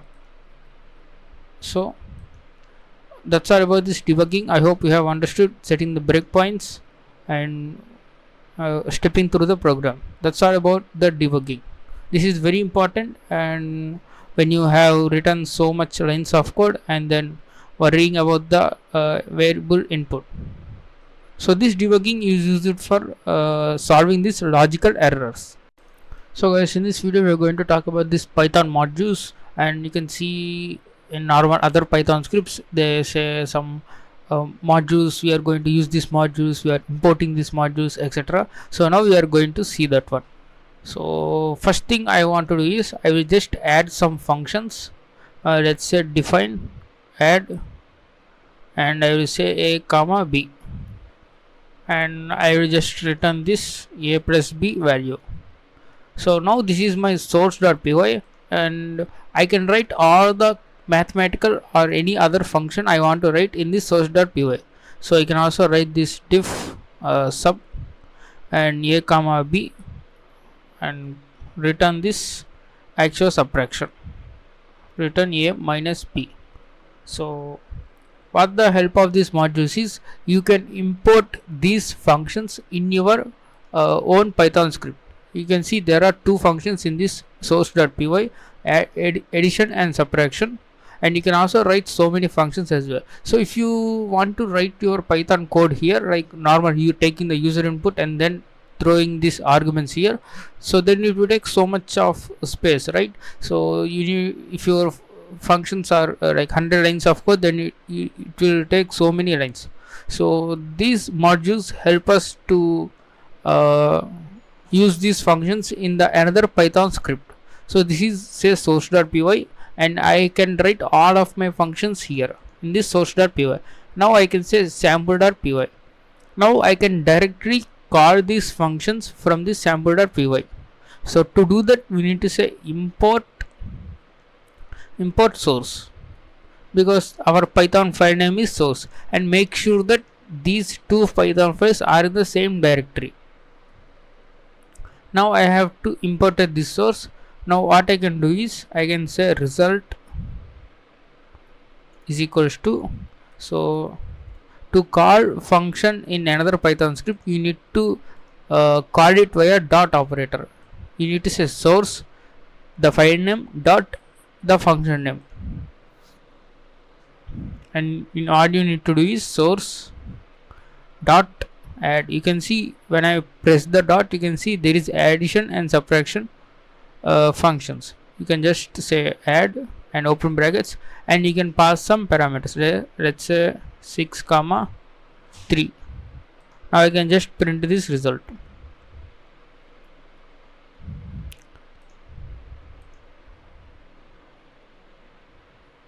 So as you can see, there is the output 9, because 6 plus 3 is 9. So this is called procedure call, and because we are calling the procedure of the another script.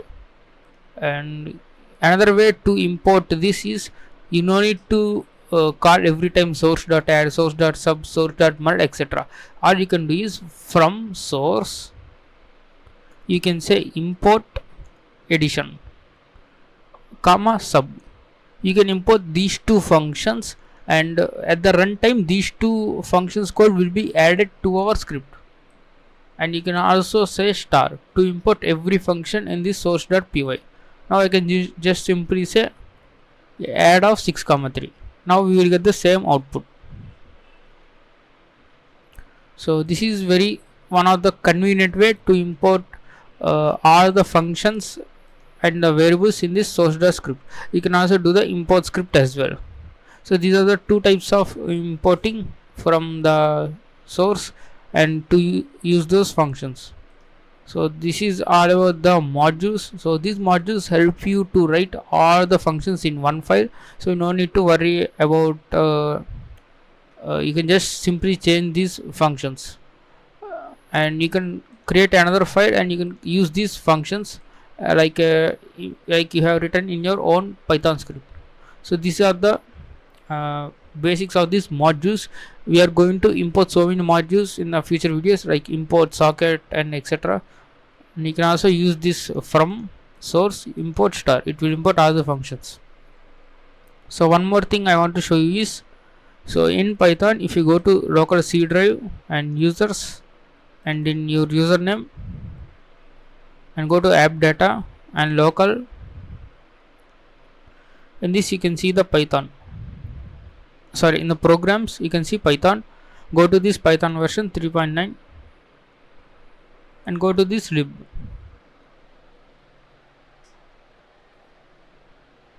So you can also paste your source.py in here. So by default, when you are running a Python script, all these modules are being loaded if your script imports any of these modules. So if you say io.py, you can say import io, then it will, the code inside this will be placed in this program's memory. So you can just, it's like accessing that function directly. So you can see there are so many default libraries you can use in the Python, and we have also seen how to install the external libraries like using the Pip-installer the module name. So these are all the modules you can just directly import in this Python. If you want to import any other custom module, you need to install this via pip, and this will install necessary libraries and dependencies in here, and then you can just simply say import that module name. So it's very easy of using these modules. So that's all about these modules. I hope you have understood. So guys, in this video we are going to see the exception handling in Python. So there are some few exceptions you need to handle. Suppose say division by 0. So let's go ahead and say temp is equals to 2 divided by 0. So now let's execute this one. So it says 0 division error, division by 0. So now let's say print of high.